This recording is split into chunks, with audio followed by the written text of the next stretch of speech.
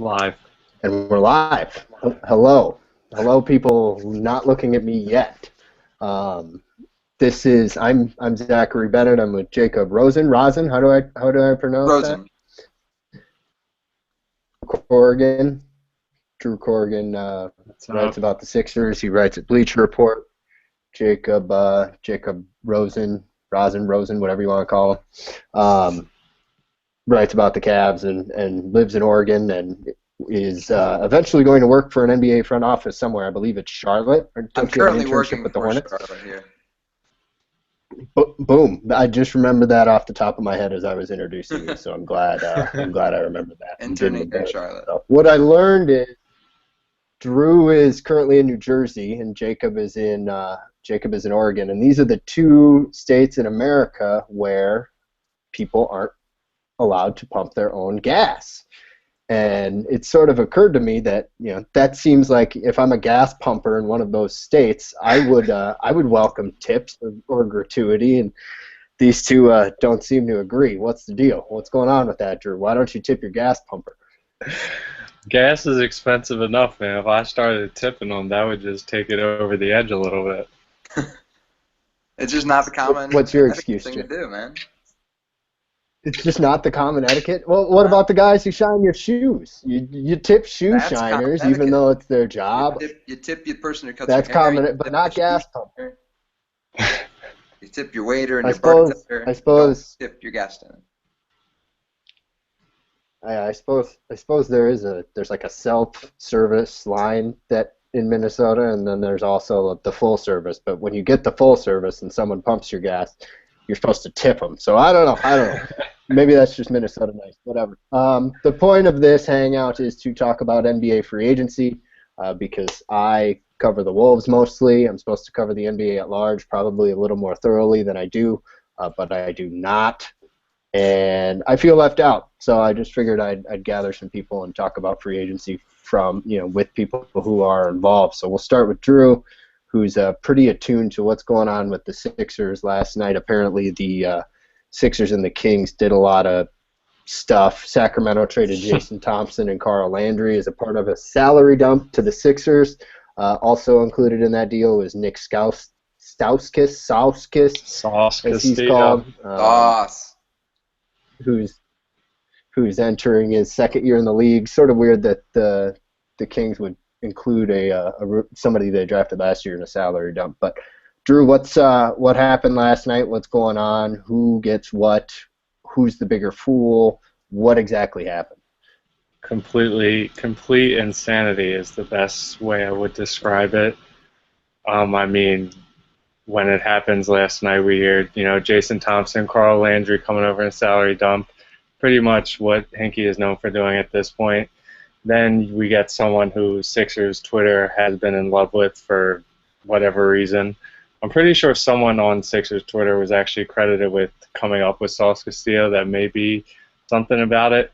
So that was good enough as it was. And then you hear that they get the 2018 top 10 protected pick and the rights to swap their pick with the Kings in 2016 and 2017 for basically the rights to the 47th and 60th pick in the draft that just happened. There were two European guys and a second-round pick. So they pretty much gave up nothing to add a shooter to the lineup, which they need. He had a really bad rookie season, but we'll see if he can do something here. But again, it's just Hinkie doing what he's known to do. So what is the top 10 protected pick that you mentioned goes where, and the protection on it is top 10? So can you explain that in a little more detail? Yeah, I'm pretty sure what it is the Kings owe the pick to the Bulls right now, and that protection, if they don't. It came to the Cavs in the Omri Caspi J.J. Hickson trade in 2011. And then it went to the Bulls. Oh, wow. Luol Deng trade. It's fun. It's funny how these things can be backtracked. It might be a second-round pick in 2018. Right, and that's the first that it can be conveyed to Philly in 2018. So right now the Kings own it, but if it's in the top 10, it's protected. So the Kings would keep it in 2018 if they fall within that top 10. Right, and then in 16 and 17, since it's so protected to the Bulls, if the Kings are, under the top 10, then the Sixers have the right to swap their pick. If it's worse, who knows what'll happen there. But that would still be a pretty interesting scenario on lottery night for the next 2 years. Jacob, do you have anything to add? It sounds like you're a little well-versed in what's going on. I just remember the J.J. Hickson trade because Cavs fans talked about that trade for a long time. And obviously, Caspi didn't last long in Cleveland, but it's funny to think that first-round pick is still being talked about because famously when the Cavs traded for Luol Deng, everyone was like, oh, my God, so many first-round picks for Luol Deng and Spencer Hawes. And that's going to be likely a second-round pick because Sacramento's still that bad. Yeah, so it doesn't seem like that will, Sacramento, it seems like we'll keep that pick if it's top 10 protected, and then later I believe it would work as it would convey into 2 second-round picks down the road. Yeah, which Hinkie wouldn't mind.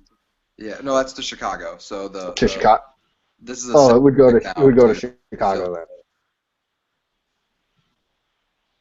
It's very confusing. Yeah. The internet.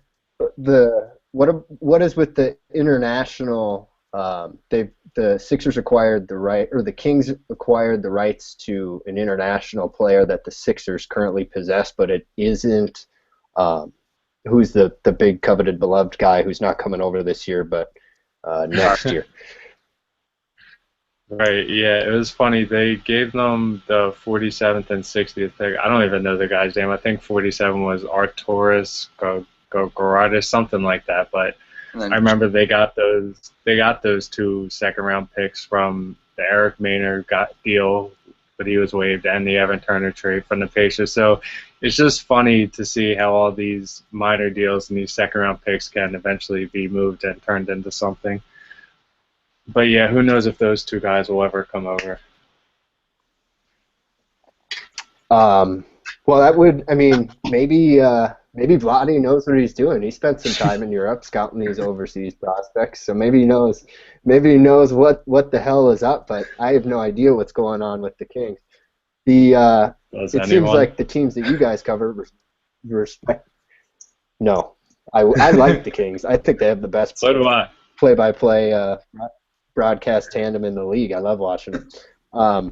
As far as the Cavs go, Jacob, they're sort of the opposite in what the Sixers are doing. The Sixers are just like, give me all your assets, but the Cavs are, spend all of the monies. What is going on with had talks to come to a deal yesterday, but apparently those have gone awry. Something involving $80 million. I know LeBron is heavily involved. What do you know about all that? Well, famously last summer, when you're going into your 4th season, you have the right to negotiate a extension that will take place beginning your 5th season. So you still have that 4th year on the books, but you can extend. So that window is from July 1st to October 31st. So that's what's happening right now for the 2012 draft picks, like Damian Lillard, Anthony Davis, Andre Drummond, Bradley Beal, etc. Last summer, the Cavs had that ability to negotiate a long-term extension with Tristan Thompson. They were in talks all summer. By October 31st, we had heard that the Cavs had offered $448, and Thompson had declined. Later in January, we learned it was $452, and Thompson had declined. So all coming into the summer, we expected Thompson to get $452. Whether he's worth it, whether he is worth it with this new inflated cap compared to some of these current deals, is kind of water on the bridge to a certain extent because we know he declined $452.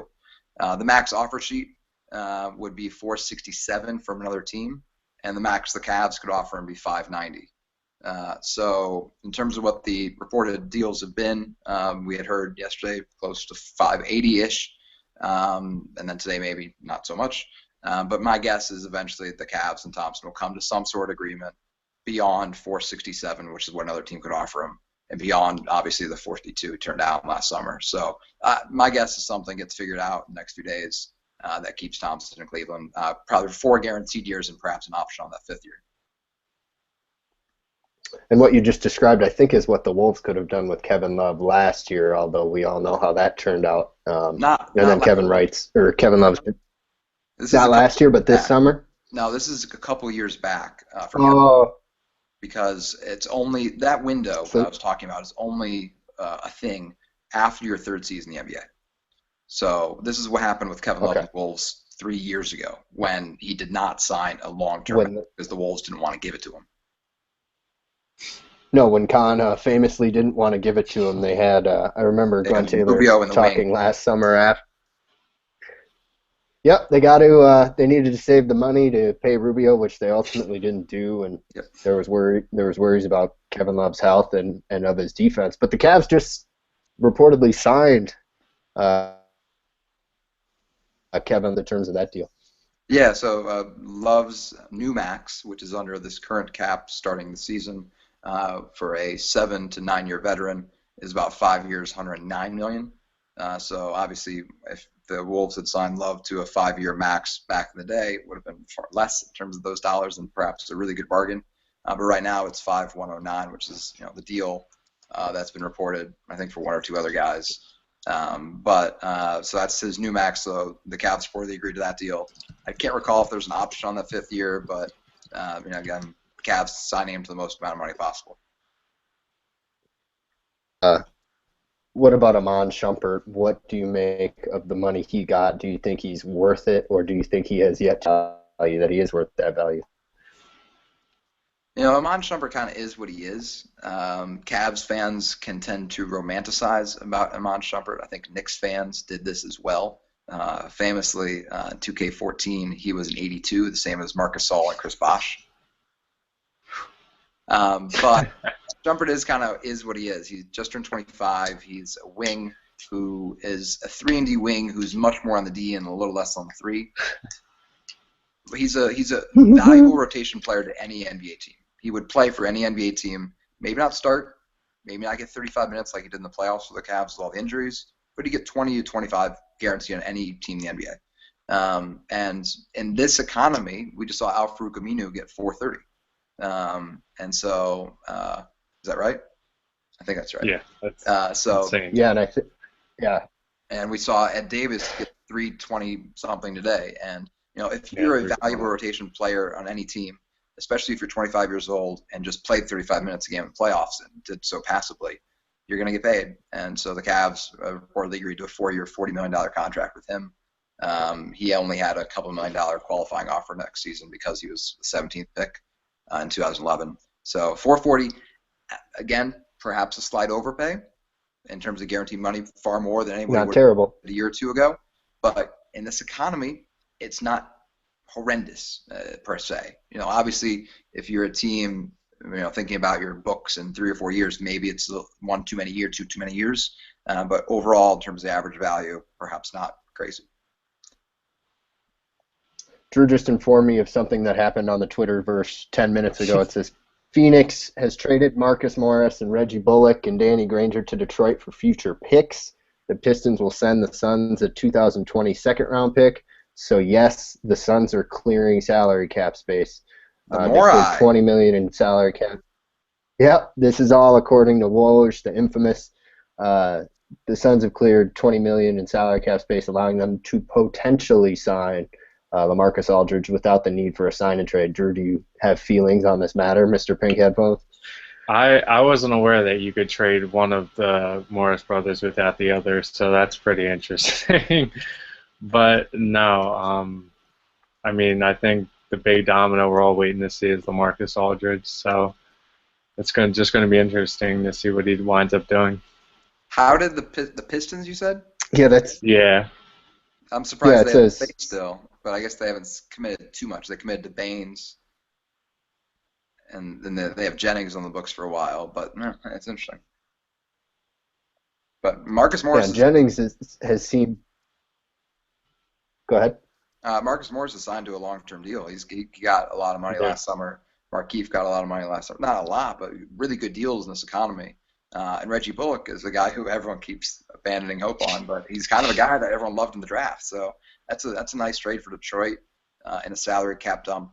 I like Marcus Morris as a potential front court guy in their rotation, and Reggie Bullock is a guy everyone keeps giving up on, but seems born to play for Stan Van Gundy. And Danny Granger is somehow still alive. Yeah, who knows? Yeah, Granger. I think Danny Granger played for both the Cavs and the Sixers last year. Am I correct? That's hilarious. He never played for us, but he was on the team for like a week. Not for the Cavs. He was on the roster.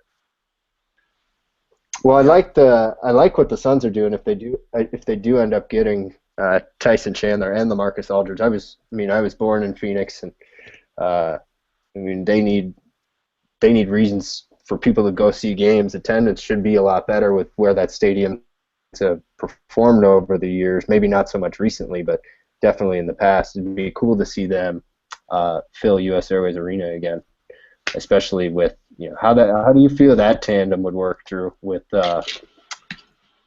LaMarcus Aldridge and Tyson Chandler? I think Tyson Chandler, despite his age, has a lot left in the tank he can give. Yeah, I mean, it sounds good on paper, but it's always wait and see until it's on the court. But I mean, they seem, if they get that done with Aldridge and Chandler, that they'll be a pretty fun team next year. I don't know what it'll turn into, but it'll be interesting to see if they can put everything together, maybe make a little playoff push. The more interesting thing for me with picks is the fact that they have Markieff Morris and Alex Len as well. Like, you can't necessarily trust Tyson Chandler's health at this stage, of the game, this stage of his career. And LaMarcus Aldridge and Tyson Chandler is kind of like LaMarcus Aldridge and Robin Lopez for Portland for all these years. But the difference in my mind is that Portland always struggled to provide enough front court bench help. They had Myers Leonard and Chris Kaman this year, but they weren't good enough per se to be a real playoff team. Markieff Morris and Alex Len were pretty good for the Suns this year, and they're a lot better, I think. So that, as a front court rotation, would be really, really impressive. Yeah, and with the Blazers, I'm sure you paid closer attention to them than I did, but it always seemed like it felt like they were one injury away from just completely imploding, and turns out with the Wes Matthews thing, that's sort of what happened. I don't think they Wes Matthews is the heart and soul of that team. You don't really understand it, perhaps, if you haven't been to a game there or if you haven't been around that, the fans there. But he really was the heart and soul of that team. I don't think they expected them to fall off the cliff as much as they did, or as much as they have every single year for several years now. But yeah, it's unfortunate kind of what's happened to that, the promise of their first halves last few seasons. So, Jacob, are you the one who suggested to bring in Nicholas Batum then, now that you are employed by the Hornets and seeing as you spent so much time watching Portland? I'm just saying, I got to shove out credit where it's due here. I would do the same for Corrigan, and I don't even like him. I work in the business analytics department for the Hornets, so I can't talk anything Hornets free agency. But Batum is pretty fun, but had nothing to do with anything basketball ops related with that. I'll take your credit, but I. So what's I'll give you the credit. I will now. I've sort of I've been picking Jacob's mind for a little too long. Drew, why don't you? What the hell? I have no idea what the Sixers do, but I know they landed Jahlil Okafor, which is a guy. Jahlil Okafor is a guy I really admired, especially studying him as a potential number one prospect for the Wolves. What do you make of what they're doing with all the bigs and with these recent trades? Do you see the team's direction changing? Maybe they start becoming competitive in a couple of years? I mean, that's the plan. I'm just excited as a fan that we finally have a pick we're going to see him play in the Summer League, and then we're going to get to see him play in the season opener, it's like every year, first with Nerlens and now with Embiid. It was like, oh, now we have to wait a year, and now we finally have someone who we can watch, and I'm really excited to see him. I know people are still questioning the fit. I'm questioning the fit too with Nerlens. I don't know how it'll work out. I don't know who's going to be here in 3 years. I can probably guarantee you that all three of those guys aren't going to be here in 2 to 3 years. But I like the Stauskas addition to give them another shooter next to Covington. They still have a lot of young pieces and like Hollis Thompson, Jeremy Grant. Still don't know what they're doing with point guard, but I mean, I'm down with watching Tony Roden and Jahlil Okafor do some crazy shit all year. It sounds pretty fun to me. We'll see what happens in the draft and lottery next year, like we've been waiting on for the past couple of years. I'm sort of jumping in and out of live and what seems like scripted podcast material. Even though none of this is scripted, this is all improv. I've never even talked to Jacob before in a setting like this. I know Drew and I had done something like this before, but we're sort of winging it. But Mike Prada says the Suns could sign Aldridge and then sign and trade Markieff, plus a small contract for Chandler to make it work. So I think goes the other will go. Am I correct? Is that what I read? I get those confused. Who just went to Detroit already? That was Marcus. Marcus did. So yeah, it appears that they would be looking for a way to sign and trade Markieff. So that just means they're done with both of them. And I know both of those guys were in a little bit of legal trouble recently, because that is bound to happen in Phoenix. So maybe they just they've moved on. Any topics you guys want to hit on or discuss, or we can keep going? We can wrap it up. Drew, who else is in that Philadelphia rotation as of now? I know there's obviously, you mentioned Stauskas, Thompson, Covington, Okafor. Who are the other guys that you're kind of excited to see play a little more this year? Let's see, Jeremy Grant. Let me see what they have there. Furkan. So I'm waiting to see if they're going to bring back Thomas Robinson. I'm still waiting to see what his free agency is going to be. He was pretty fun to watch last year. Just came in and pretty much grabbed every rebound that was out there. That was pretty fun to watch. I know I liked when they drafted Tokoto out of UNC. I heard he has a draft and stash deal with 87ers, their D-League team. But if he can get some time, we'll see. But probably the most guys I'm excited to watch on the wings are Covington and Grant. They really saw a lot of improvement last year, and I think Robert Covington is probably, if he can keep improving, he's getting paid about $1 million a year for the next, I think, 2 or 3 years. So that could be one of the best contracts in the NBA if he keeps improving the way he is. That's really interesting. Yeah, that sounds fun. And then back with Minnesota, you guys almost at the cap? Yeah, we're not doing anything. It's partially why I brought everybody together. I guess the only two dominoes to fall, now that you've asked, would be what happens with, I'm going to butcher his name, Bjelica? Magica Bjelica? I don't know. Bjelica. I call him EuroLeague MVP guy. Yeah, that's his moniker. Robbie Hummel 2.0, some people go as far as calling him that, but they're not doing anything. I think they're going to try to move Anthony Bennett, possibly. I wouldn't. We'll take him. Of course you would. They received some. I need to get his jersey first. I'm telling you, I got to have Bennett on the back. But I think they want him. They fielded phone calls for Gorgui Dieng during the draft. They weren't inclined to give him up, but I think they should definitely field some phone calls there. But once they try to sign Bjelica to the MLE, they'll restructure Kevin Garnett's contract. Kevin Garnett is technically a free agent right now. Obviously, he's not going to go elsewhere, and it's sort of an interesting element in their negotiations because almost what Kevin Garnett signs for, he's going to give right back when he buys into the franchise as a part owner. So that'll be really interesting to see. But I think right now, Buddinger's contract expires when the year is over. Kevin Martin has a couple years. Those are two guys that could potentially move. I know last year, Flip and a couple of the guys who cover the Wolves out here were pretty adamant that Kevin Martin was a guy that they liked and valued a lot and would like to keep around. I don't know how much of that is posturing because now you look at what these guys are signing for.